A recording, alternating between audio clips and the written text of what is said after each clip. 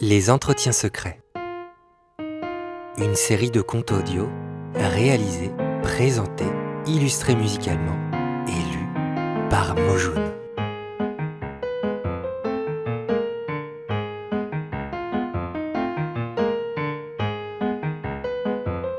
Le prince des feuilles de Madame de Murat.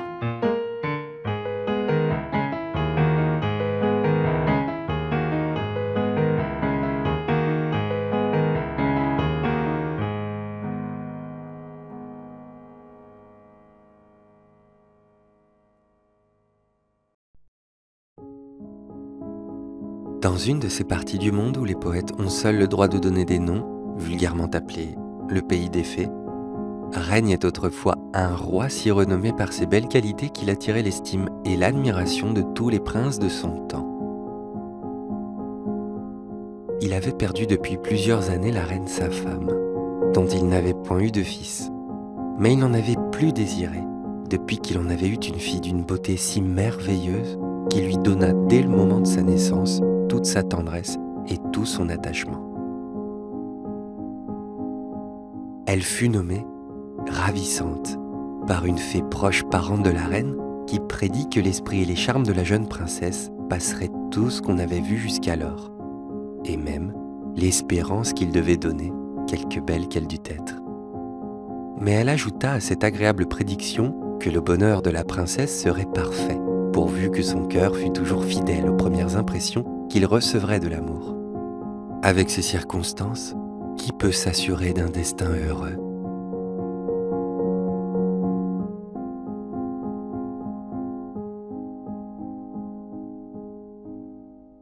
Le roi, qui ne souhaitait que le bonheur de Ravissante, désirait passionnément qu'il eût été attaché à toute autre fatalité.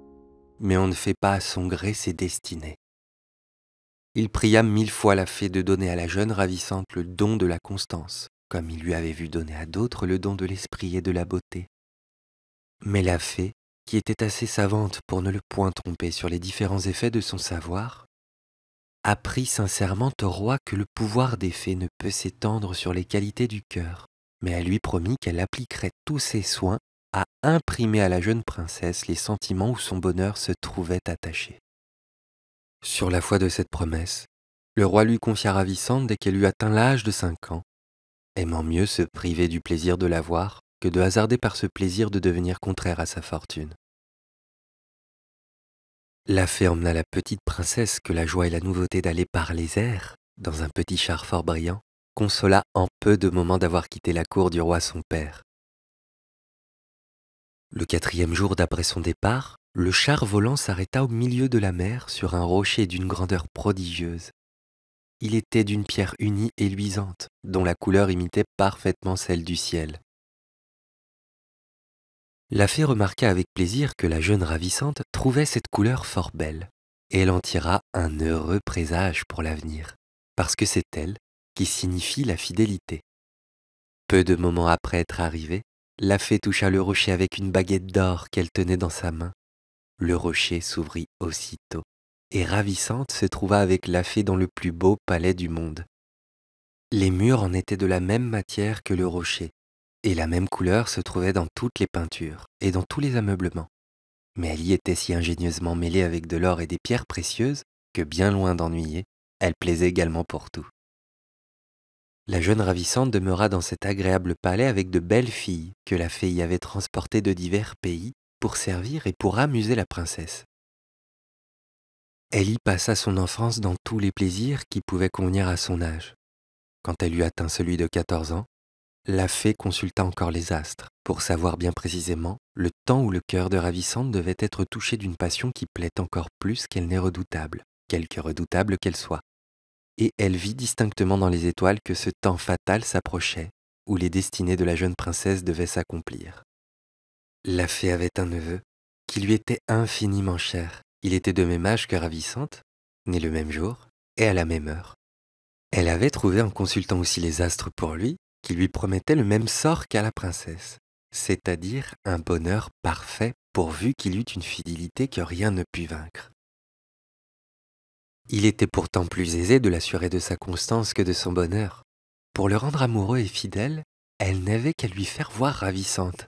Rien ne pouvait échapper à ses yeux, et la fée espéra que les soins de ce jeune prince pourraient un jour toucher son cœur. Il était fils d'un roi, frère de la fée. Il était aimable, et la jeune princesse non seulement n'avait point encore eu d'amant, elle n'avait pas même vu d'homme depuis qu'elle était dans ce rocher. La fée se flatta que la nouveauté du plaisir d'être tendrement aimée l'engagerait peut-être à aimer à son tour. Elle transporta donc le prince, qui se nommait Ariston, dans ce même rocher qui servait de palais et de prison à la belle ravissante. Il la trouva qu'elle s'amusait à faire des guirlandes de fleurs avec de jeunes filles de sa cour dans une forêt de jacinthe bleue, où elle se promenait alors. Car la fée, en donnant au rocher le don de produire des plantes et des arbres, avait renfermé ce pouvoir dans la couleur du rocher même.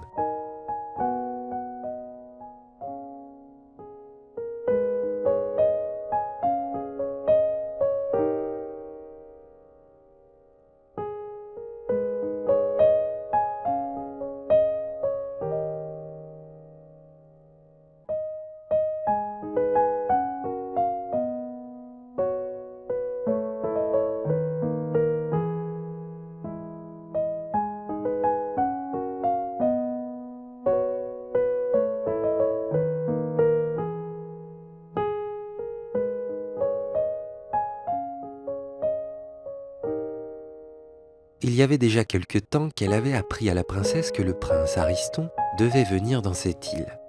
Et elle avait ajouté en faveur de ce prince tout ce qu'elle avait cru capable de le faire désirer.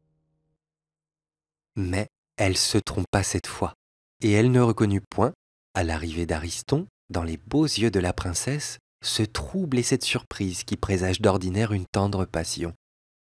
Pour le prince, les sentiments furent d'accord avec les espérances de la fée. Il devint passionnément amoureux dès qu'il eut vu ravissante, et il n'était pas possible de la voir sans l'adorer. Jamais les grâces et la beauté n'avaient été si parfaitement unies qu'elle le paraissait dans toute la personne de cette aimable princesse. Elle avait le teint d'une beauté merveilleuse, et ses cheveux bruns en redoublaient encore la blancheur. Sa bouche avait des agréments infinis, ses dents étaient d'une blancheur plus aimable que celle des perles. Ses yeux, les plus beaux du monde, étaient bleu-brun, et ils paraissaient si brillants et si touchants tout ensemble, qu'il n'était pas possible de soutenir leur éclat et leur vivacité, sans livrer pour toujours son cœur au pouvoir fatal que l'amour avait attaché à leur regard. Sa taille n'était pas des plus grandes, mais elle était parfaitement belle. Toutes ses actions avaient une grâce particulière. Tout ce qu'elle faisait, tout ce qu'elle disait, plaisait également, et souvent un sourire, ou un seul mot, suffisait pour prouver qu'elle avait autant de charme dans son esprit que dans sa personne. Telle est 1000 fois encore plus aimable que je ne viens de la peindre. Il lui était bien difficile qu'Ariston en fût devenu éperdument amoureux, mais la princesse reçut les soins sans attention et n'en parut point touchée. Et en une douleur qui n'était surpassée que par celle qu'en ressentit le prince, elle avait remarqué dans les astres que celui qui était destiné à posséder Ravissante devait étendre son pouvoir par toute la terre et même jusque sur les mers. Ainsi, elle souhaitait autant par ambition que son neveu pût toucher le cœur de la princesse, qu'Ariston le désirait par son amour. Elle crut cependant que si ce prince était aussi savant qu'elle dans son art, peut-être trouverait-il quelque secret pour se rendre plus aimable aux yeux de Ravissante. Mais la fée, qui n'avait jamais aimé, ignorait que le secret de plaire ne se trouve pas toujours, quel que soit l'empressement et l'ardeur avec laquelle on le cherche. Elle apprit donc en peu de temps au prince Ariston toutes ces sciences qui ne sont sues que par les fées. Il n'eut de plaisir à les apprendre, et il ne songea à les employer que par rapport à sa tendresse. Il commença de s'en servir pour donner tous les jours de nouvelles fêtes à la princesse. Elle en admirait les prodiges. Elle daignait même quelquefois louer ce qui lui paraissait de plus galant dans ce que le prince faisait pour elle. Mais après tout, elle recevait ses soins et ses vœux comme des hommages justement dus à la beauté, et dont elle le croyait payé assez dignement par la bonté qu'elle avait de les recevoir sans colère. Ariston se désespérait du peu de succès de sa passion, mais peu après, il fut contraint d'avouer par de nouvelles infortunes que ce temps où il se plaignait si justement et dans lequel il ressentait si vivement le malheur de son amour avait été pourtant le plus heureux de sa vie. Un an après son arrivée dans l'île, Il fit célébrer par des jeux ce jour si remarquable pour lui, où pour la première fois il avait vu Ravissante. Le soir, il lui donna une fête dans la forêt de Jacinthe. Il y eut une musique merveilleuse que l'on entendait également dans tous les endroits de la forêt sans voir d'où pouvaient venir des sons si agréables. Tout ce qui fut chanté par ces musiciens invisibles exprimait tendrement l'amour d'Ariston pour la princesse. Ils finirent leur admirable concert par ces paroles qui furent répétées plusieurs fois. Ni la raison, ni mon fort rigoureux n'ont pu finir ma cruelle souffrance. Sans le secours de la douce espérance, je sens mon cœur brûler des mêmes feux.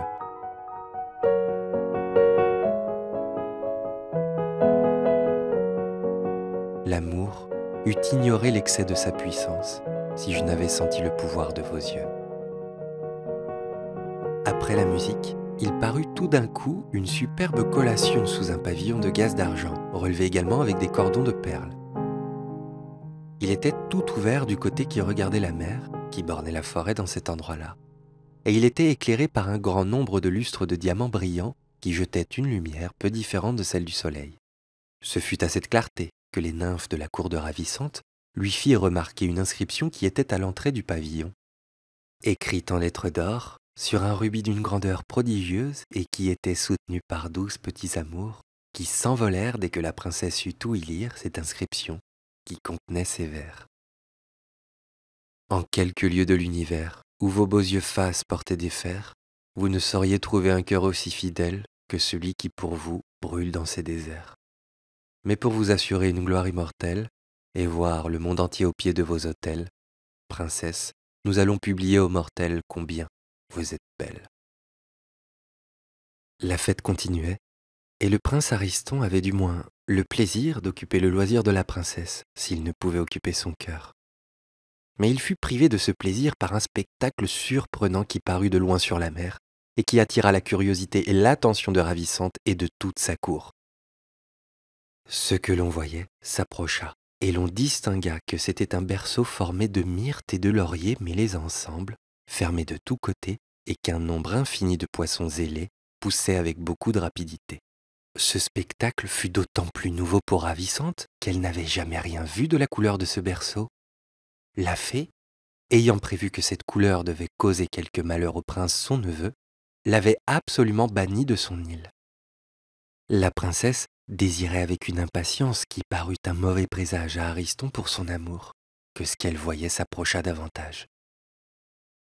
Elle n'eut pas longtemps à le souhaiter car les poissons ailés poussèrent le berceau en peu de moments jusqu'au pied du rocher où ils s'arrêtèrent et redoublèrent l'attention de la jeune princesse et de toute sa cour. Le berceau s'ouvrit et il sortit un jeune homme d'une beauté merveilleuse qui paraissait 16 ou 17 ans. Il n'était habillé que de quelques branches de myrte entrelacées avec une écharpe de rose de différentes couleurs. Ce bel inconnu éprouva un étonnement pareil à celui qu'il causait.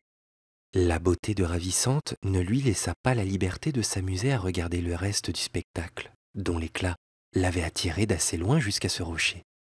Il s'approcha de la princesse avec une grâce qu'elle n'avait jamais vue qu'en elle-même. « Je suis si surpris, lui dit-il, de ce que je trouve sur ces bords, que j'ai perdu même la liberté de pouvoir exprimer mon étonnement.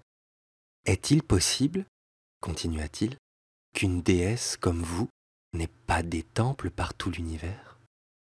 Par quel charme, par quel prodige êtes-vous encore inconnu aux mortels?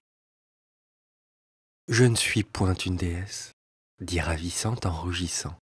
Je suis une princesse infortunée, éloignée des états du roi mon père, pour éviter je ne sais quel malheur que l'on assure qui m'a été prédit dès l'instant de ma naissance. Vous me paraissez bien plus redoutable, reprit le bel inconnu, que ces astres qui pourraient avoir attaché quelque fatale influence sur vos beaux jours. Et de quel malheur ne doit pas triompher une beauté si parfaite? Je sens qu'elle peut tout vaincre, ajouta-t-il en soupirant, puisqu'elle a vaincu en un moment un cœur que je m'étais flatté de conserver toujours insensible. Mais, madame, continua-t-il, sans lui donner le temps de répondre, il faut malgré moi que je m'éloigne de ces lieux charmants où je vous vois et où je viens de perdre mon repos. J'y reviendrai bientôt si l'amour m'est favorable. Après ces mots, il rentra dans le berceau et en peu de temps on le perdit de vue. Cependant, le prince Ariston demeura si interdit et si affligé de cette aventure qu'il n'eut pas d'abord la force de parler. Il lui arrivait un rival, par un événement aussi surprenant qu'imprévu. Ce rival ne lui avait paru que trop aimable, et il lui semblait qu'il avait remarqué dans les beaux yeux de la princesse, pendant que l'inconnu lui parlait, une langueur qu'il y avait toujours désirée, et que jusqu'alors il n'y avait jamais vue. Transporté d'un désespoir qu'il n'osait faire éclater, il ramena Ravissante au palais, où elle passa une partie de la nuit occupée dans son agréable aventure, dont elle se fit redire autant de fois les circonstances par les nymphes de la cour que si elle n'y eût pas été présente elle-même. Pour le prince Ariston, il alla consulter le savoir de la fée pour chercher à opposer quelque secret à la violente douleur dont il était tourmenté. Mais elle n'en avait point contre la jalousie, et l'on dit même que depuis on n'en a pas encore trouvé. Le prince et la fée redoublèrent alors leur enchantement pour défendre l'entrée du rocher à cet inconnu si redoutable qu'ils prenaient pour un enchanteur. Ils entourèrent l'île de monstres affreux qui occupèrent un grand espace sur la mer et qui, animés de leur propre fureur et de la force des charmes, semblaient assurer Ariston et la fée qu'il serait impossible de leur ôter cette belle princesse qu'ils voulaient garder avec tant de soin.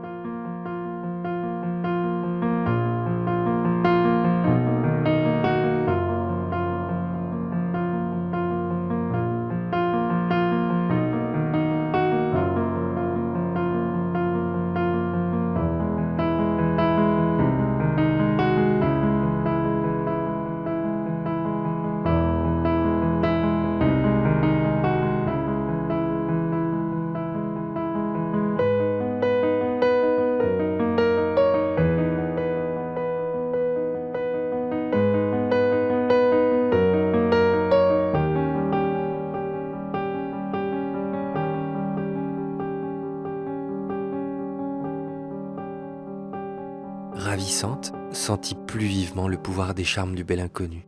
Par la douleur que lui firent éprouver les obstacles que l'on avait mis à son retour dans l'île, elle résolut du moins de s'en venger sur le prince Ariston. Elle commença de le haïr, et ce n'était que trop bien assurer sa vengeance. Ariston ne pouvait se consoler d'avoir attiré la haine de Ravissante par une passion qui lui paraissait devoir produire un effet tout contraire. La princesse se plaignait en secret de l'oubli de l'inconnu. Il lui semblait que l'amour devait déjà lui avoir fait tenir la promesse qu'il lui avait faite de revenir, et quelquefois, aussi, elle cessait de désirer son retour par le souvenir des périls, par lesquels la fée et Ariston avaient défendu l'approche de l'île. Un jour, qu'elle était occupée de ces diverses réflexions et qu'elle se promenait seule sur le bord de la mer, car Ariston n'osait plus la suivre comme il faisait auparavant, et la princesse refusait même de voir les fêtes dont on avait accoutumé de la divertir. Elle arrivait dans ce même endroit que l'aventure de l'inconnu lui rendait si reconnaissable, quand elle vit un arbre sur la mer d'une beauté extraordinaire qui voguait vers le rocher. Cette couleur, qui était celle du berceau de myrte de l'inconnu, lui donna d'abord de la joie. L'arbre s'approcha du rocher et les monstres voulurent lui défendre le passage. Mais un petit vent agita les feuilles de l'arbre, et, ayant dispersé quelques-unes contre les monstres, ils cédèrent à des armes si légères et si peu dangereuses. Ils se rangèrent même en cercle avec une espèce de respect autour de l'arbre qui approcha du rocher sans rencontrer d'autre obstacle et s'ouvrit. Et l'inconnu parut dedans assis sur un petit trône de verdure. Il se leva avec précipitation à la vue de Ravissante. Il lui parla avec tant d'esprit et tant d'amour qu'après qu'elle lui eut appris en peu de mots quelle était sa fortune, elle ne lui put cacher qu'elle était touchée de son retour, et même de sa tendresse. « Mais, lui dit-elle, est-il si juste que vous sachiez les sentiments que vous m'inspirez avant que je sache seulement le nom de celui qui les a fait naître ? Je n'ai point eu le dessein de vous cacher ma naissance, répondit le charmant inconnu. Mais auprès de vous, on ne peut parler que de vous-même. Cependant, puisque vous le voulez, je vais vous obéir, en vous apprenant que je m'appelle le prince des feuilles. Je suis un fils du printemps et d'une nymphe de la mer parente d'Amphitrite. C'est ce qui me fait étendre mon pouvoir jusque sur les eaux.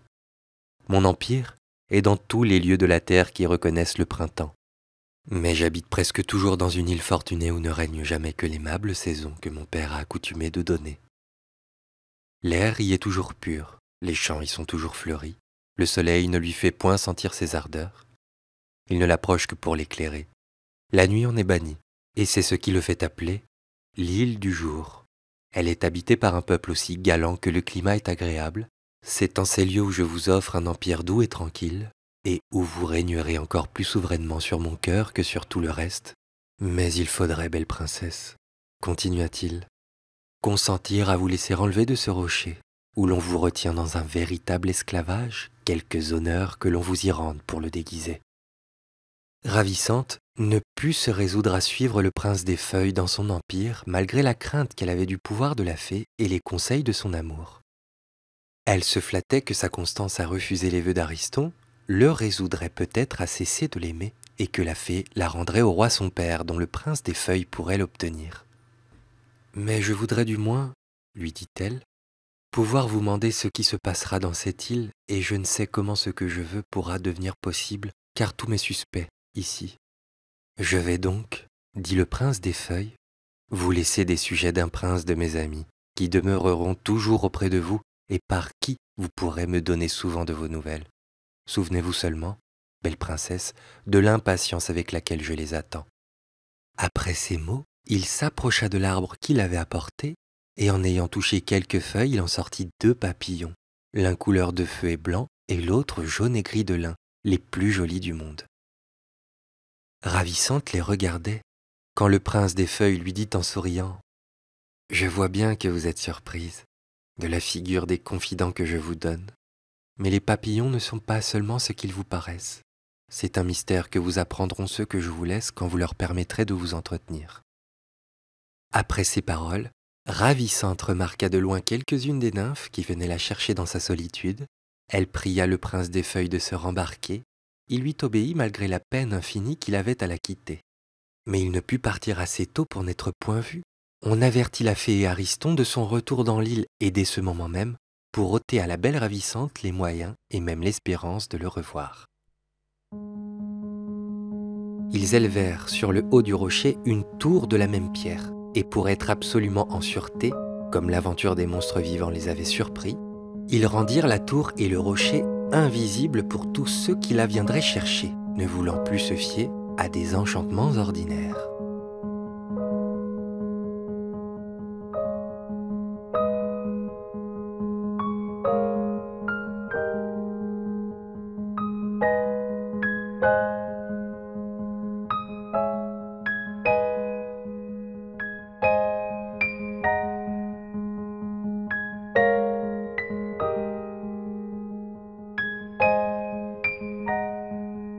Ravissante se désespérait d'une prison si cruelle et si difficile à rompre. Le prince Ariston ne lui avait point caché qu'il l'avait rendue invisible. Il avait même tâché de lui faire passer ce soin pour une marque assurée de sa tendresse. Mais Ravissante doublait tous les jours sa haine et son mépris pour lui, et il n'osait presque plus paraître devant elle.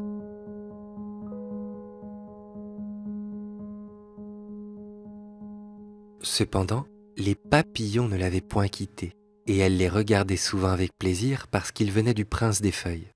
Un jour, qu'elle était encore plus triste qu'à l'ordinaire, rêvant sur une terrasse qui était au plus haut de la tour, le papillon couleur de feu vola sur un des vases remplis de fleurs qui ornaient la balustrade. « Pourquoi, dit-il tout d'un coup à la princesse, ne m'envoyez-vous pas avertir le prince des feuilles?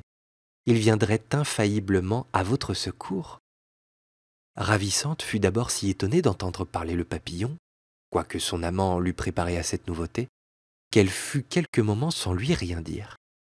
Cependant, le nom du prince des feuilles lui aidant à dissiper son étonnement, « J'ai été si surprise, dit-elle au papillon, de vous entendre parler comme nous que j'ai été quelque temps sans pouvoir vous répondre.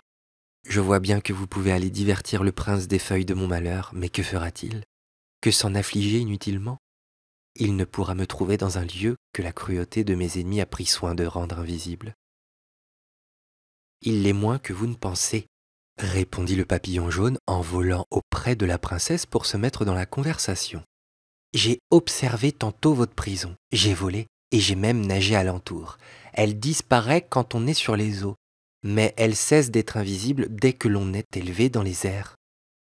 Sans doute que la fée n'a pas cru ce chemin assez facile pour devoir songer à la défendre contre celui de la mer. C'est un avis que j'allais vous donner, continua le papillon, quand mon frère a rompu le silence que nous avons gardé jusqu'ici. Une si agréable nouvelle ayant rendu quelques espérances à la princesse. Est-il possible, lui dit-elle, qu'Ariston ait négligé quelques précautions pour satisfaire sa cruauté et son amour? Sans doute son pouvoir est celui de la fée qui peut tout sur la mer et sur la terre ne s'étend pas jusque dans les airs. C'était précisément la raison qui avait empêché le prince et la fée de rendre la tour et le rocher invisibles du côté du ciel. Mais, ajoute Ravissante après quelques moments de réflexion, le prince des feuilles pourra-t-il quelque chose dans les airs? Non, madame, reprit le papillon couleur de feu, il n'y peut rien, et votre prison sera invisible pour lui, quoiqu'il soit un demi-dieu, comme elle le serait pour un homme. Mais ce prince sera donc aussi malheureux que moi, interrompit la triste Ravissante, en versant des larmes qui augmentèrent sa beauté, et qui attendrirent extrêmement les deux papillons. Et je sens que je serai encore plus infortunée par les malheurs du prince des feuilles que par les miens. Que dois-je donc faire? Continua-t-elle en soupirant. Me faire partir tout à l'heure, répartit brusquement le papillon couleur de feu.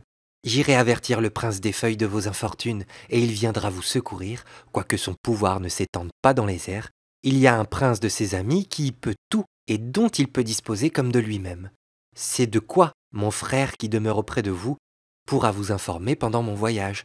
Adieu, belle princesse, continua le papillon en s'envolant par-dessus la balustrade. Cessez de vous inquiéter et comptez sur ma diligence. Je vais voler avec autant de rapidité que vous souhaitez.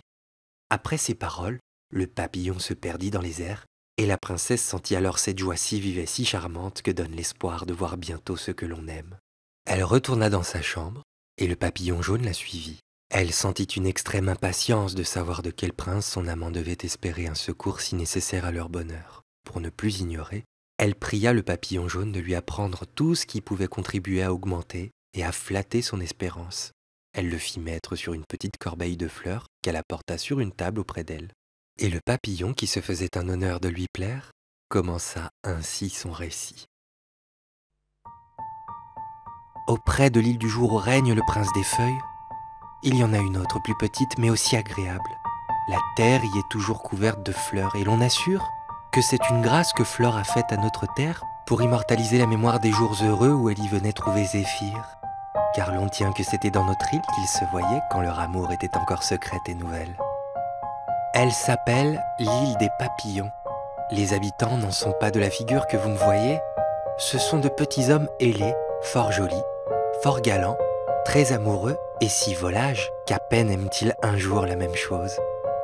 Pendant que le siècle d'or régnait encore sur la terre, l'amour, qui se flattait alors que tous les cœurs seraient toujours tendres et fidèles, craignait que par la facilité que nous avions de voler par tout le monde, nous n'allassions apprendre aux mortels l'agréable science de changer en aimant, que ce Dieu appelait une erreur capable de détruire pour jamais le bonheur de son empire. Pour nous interdire tout commerce avec le reste de l'univers, il vint dans notre île. Il en toucha la terre avec une de ses flèches, et s'élevant ensuite sur un nuage brillant qu'il avait apporté, « Si vous voulez, dit-il aux habitants de l'île, allez encore comme des dieux par les airs. Je viens d'assurer ma vengeance. Vous ne pourrez plus, par votre commerce dangereux, troubler la félicité de mon empire. » Après ces mots, il disparut. Les menaces de l'amour n'ôtèrent point au papillon le désir de changer, ni même celui de voler dans les airs pour avoir du moins le plaisir de quitter quelquefois la terre. Quelques-uns d'entre eux s'élevèrent en l'air, y trouvèrent qu'il y avait la même facilité qu'avant le temps où l'amour le leur était venu défendre. Mais dès qu'ils furent sortis des limites de notre île, ils furent changés en de petits animaux tels que vous me voyez, tous de différentes couleurs. L'amour vengeur ayant voulu marquer par cette diversité combien ils étaient portés à l'inconstance. Surpris de leur métamorphose, ils revinrent dans notre île, et dès qu'ils en eurent touché la terre, ils reprirent leur première forme. Depuis ce temps fatal, cette vengeance de l'amour a toujours continué parmi nous. Quand nous quittons notre terre, il ne nous reste plus rien des hommes que l'esprit et la liberté de parler comme eux. Mais nous ne nous en sommes jamais servis de notre île, pour ne pas rendre cette vengeance célèbre en la publiant nous-mêmes dans tout l'univers, et pour ne pas épouvanter ceux qui, comme nous, ont du penchant à l'inconstance. Mais nous avons le plaisir de voir en voyageant par le monde que le destin nous a vengés de l'amour, sans que nous nous en soyons mêlés. L'inconstance règne avec autant de pouvoir que lui, dans toute l'étendue de son empire. Quelques siècles après que ce changement fut arrivé dans l'empire des papillons, le soleil, qui semble prendre plaisir à y faire naître des fleurs, s'applaudit si bien de son propre ouvrage qu'il y devint amoureux d'une rose qui était d'une beauté extraordinaire. Il en fut tendrement aimé, et elle lui sacrifia tous les soins que les zéphyrs prenaient pour elle. Au bout de quelque temps, la rose devint d'une forme un peu différente des autres. Le soleil en fit naître aussitôt de semblables à elle, pour qu'elle fût plus facilement confondue dans cette quantité de fleurs qui parurent alors une nouvelle plante. C'est ce que l'on a appelé depuis la rose à 100 feuilles.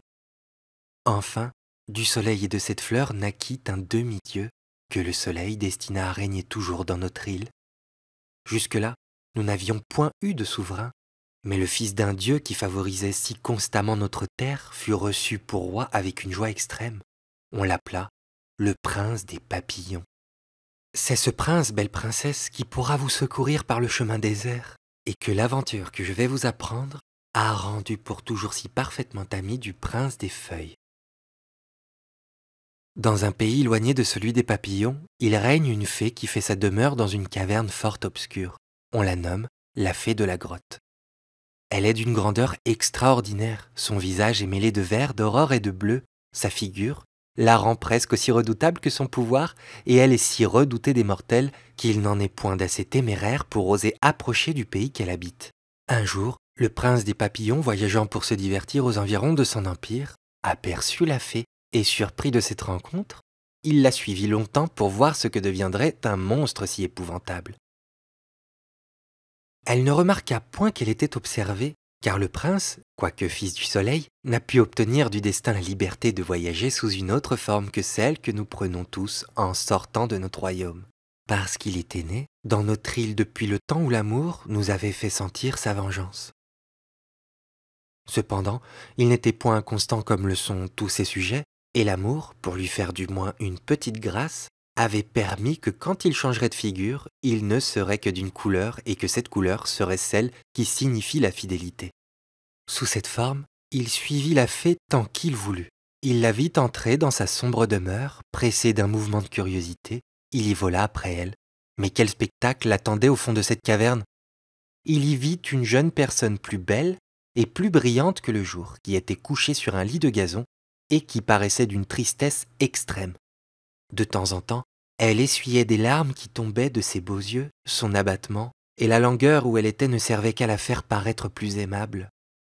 Le prince des papillons demeura si touché de cette vue qu'il pensa 1000 fois oublier la figure qu'il avait alors pour se souvenir seulement qu'il était éperdument amoureux et qu'il brûlait de le dire.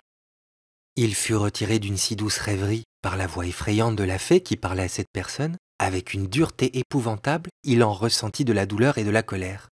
Et il était au désespoir de n'oser exprimer ni l'un ni l'autre. La fée, qui par une inquiétude naturelle ne pouvait demeurer longtemps dans un même lieu, sortit bientôt de sa caverne. Alors le prince s'approcha de la jeune personne dont il était si charmé, il vola autour d'elle, et voulant jouir de la seule liberté que sa figure lui permettait, il se reposa sur ses cheveux qui étaient du plus beau blond du monde, et ensuite sur son visage. Il mourait d'envie de lui dire combien il était touché de sa beauté et de sa douleur. Mais quel moyen de lui faire croire qu'il était fils du soleil sans pouvoir paraître devant elle sous sa propre forme? Et comment lui apprendre la vengeance de l'amour et l'inconstance si naturelle aux habitants de son île, en voulant lui persuader qu'il ne cesserait jamais de l'aimer?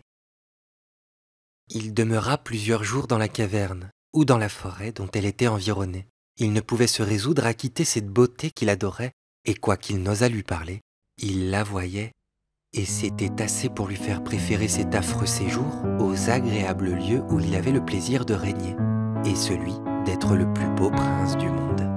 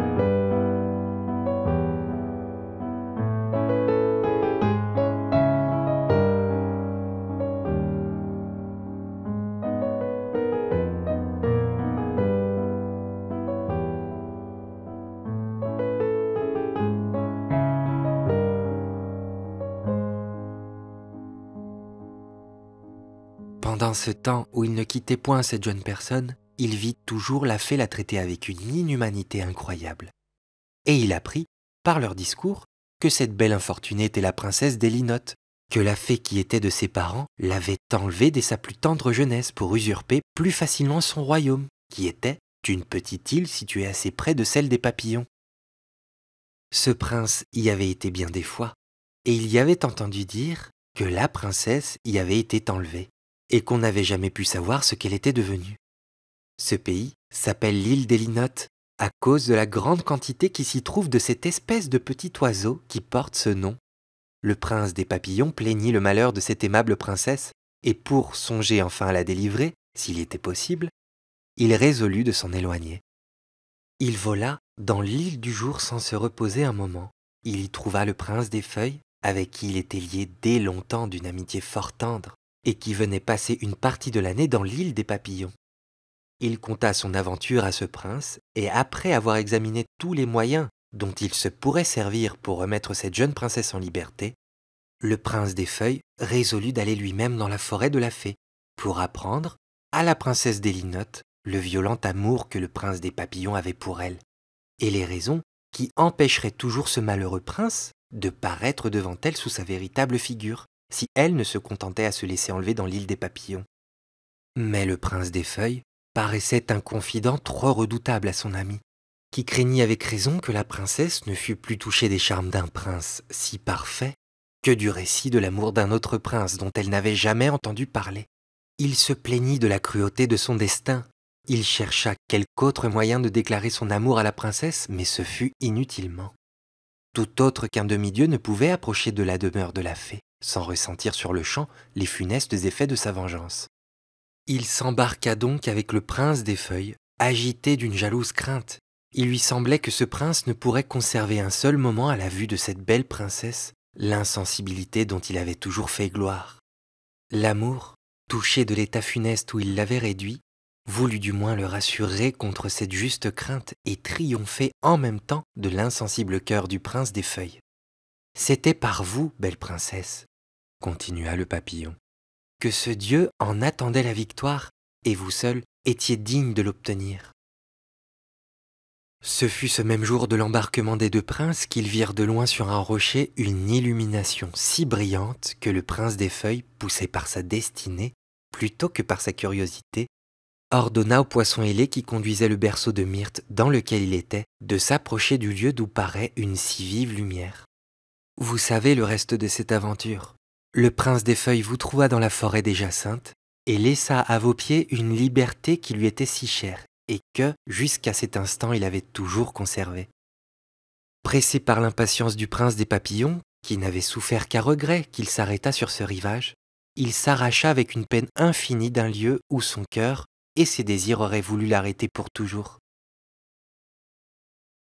Ils continuèrent leur voyage, et le prince des papillons fut si satisfait de voir le prince des feuilles véritablement amoureux, et si éloigné de devenir son rival qui ne douta point que ce ne fut un présage assez heureux pour devoir se promettre un bonheur parfait dans tout le reste de son entreprise. Ils arrivèrent dans la forêt de la fée de la grotte, ils entrèrent dans sa triste demeure, et l'amour qui avait résolu de les favoriser leur fit trouver la belle princesse des Linottes, seule et endormie. Il n'y avait point de temps à perdre. Le prince des feuilles l'emporta dans le berceau de verdure où le prince des papillons le suivit. La fée revint dans ce moment. Elle fit des cris horribles à la vue de cet enlèvement. Elle crut pouvoir l'empêcher par son art et se venger de celui qui venait d'emmener la princesse des Linottes. Mais ses enchantements furent inutiles contre le prince des feuilles qui s'éloigna en peu de temps sur ce triste rivage. Cependant, la jeune princesse se réveilla, et elle fut également surprise du lieu où elle se trouvait et de la présence du prince des feuilles. Mais ce fut un étonnement agréable qui augmenta par les discours de ce prince qui lui apprit les effets de sa beauté, qu'elle était délivrée de la tyrannie de la fée, et qu'elle pouvait dorénavant régner dans son empire et dans un royaume encore plus beau que le sien. Le prince des papillons lui parla de son amour avec tant de vivacité et de tendresse que la princesse sentit une curiosité infinie de le voir sous sa véritable figure, dont elle a avoué depuis qu'elle se fit dès ce moment la plus belle idée du monde. Ils continuèrent de voguer et en peu de jours, ils arrivèrent dans l'île des papillons dont le prince se hâta de toucher la terre pour paraître enfin, aux yeux de la princesse, tel qu'il était. Sa vue ne démentit point l'aimable idée qu'elle s'en était faite. Il fut assez heureux pour plaire, et il l'en aima encore plus tendrement. La princesse des Linottes envoya dans son île apprendre à ses sujets quelle avait été son aventure. Ils vinrent la trouver en foule, et ce fut en leur présence qu'elle accepta le cœur et l'empire de l'heureux prince des papillons. Cependant, le prince des feuilles l'avait quittée dès le moment qu'il l'eut conduite dans son île pour retourner près de vous, belle princesse, où son impatience et ardent amour le pressaient sans cesse de se rendre. Ravissante écoutait le papillon avec une attention extrême quand elle vit entrer dans sa chambre le prince Ariston avec une fureur sur le visage dont elle craignait les effets. « Le destin me menace !» s'écria-t-il en entrant. « Et puis qu'il me promette un grand malheur, c'est sans doute celui de vous perdre. Il n'en est plus d'autre où mon cœur puisse se trouver assez sensible pour mériter de m'être prédit. Voyez, madame, continua-t-il en s'adressant à Ravissante.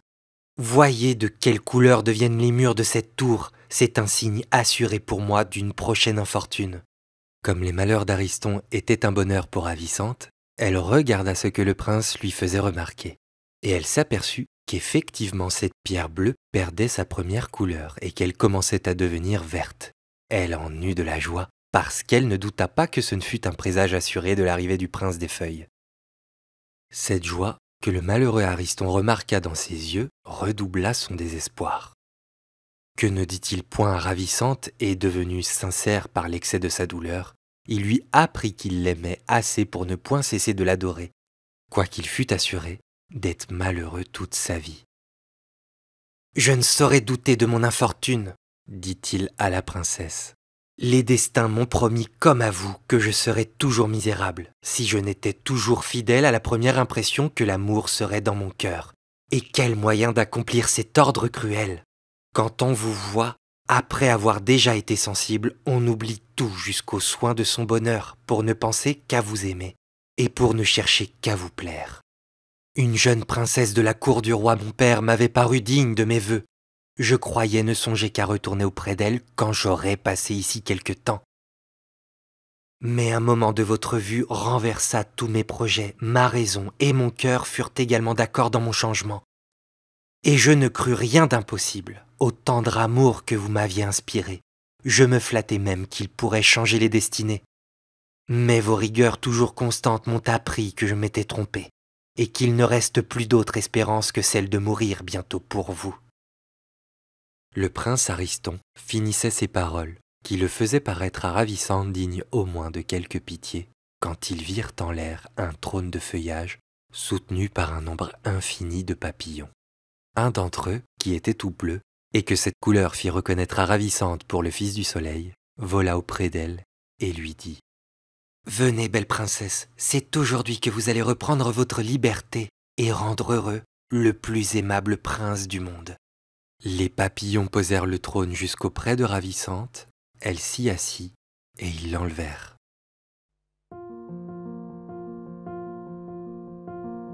Ariston, désespéré d'avoir perdu la princesse, ne consulta plus que l'excès de sa douleur et se précipita dans la mer.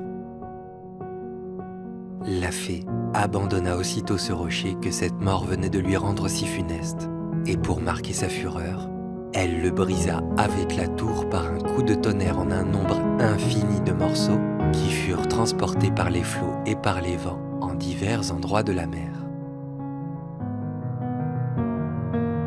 C'est de cette espèce de pierre que l'on a fait depuis des bagues que l'on a nommées turquoises. Celles qui sont encore appelées de vieilles roches sont faites des restes de ce rocher dispersé, et les autres sont seulement des pierres qui le ressemblent. Le souvenir du malheur prédit au prince Ariston par le changement de couleur qui arriva au mur de la tour a passé jusqu'à nous. On dit encore que ces bagues deviennent vertes quand il doit arriver quelque malheur à ceux qui les portent, et l'on assure même que c'est d'ordinaire les malheurs qui regardent l'amour qu'elles ont accoutumé de prédire.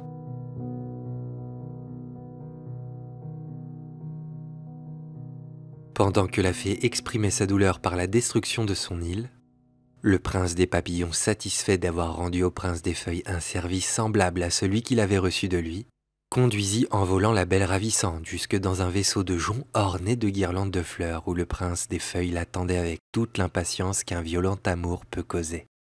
L'on ne saurait exprimer le plaisir qu'il ressentit en voyant arriver la princesse. Jamais la joie et l'amour ne parurent plus vivement que dans le cœur et dans les discours de ce prince. Il fit voguer en diligence vers l'île du jour. Le prince des papillons s'envola pour rejoindre plus tôt l'aimable princesse des linottes. Ravissante envoya 2 papillons au roi son père pour lui apprendre quelle avait été sa fortune. Le bon roi en loua les destinées et se rendit en peu de temps dans l'île du jour où le prince des feuilles et la belle ravissante régnèrent avec toute la félicité imaginable et furent toujours heureux parce qu'ils ne cessèrent jamais d'être amoureux et fidèles.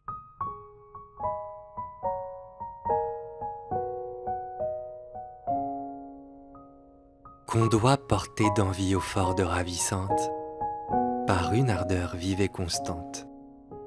L'amour lui prodigua ses trésors précieux pour en pouvoir jouir comme elle. Hélas, que l'on serait heureux s'il suffisait d'être fidèle.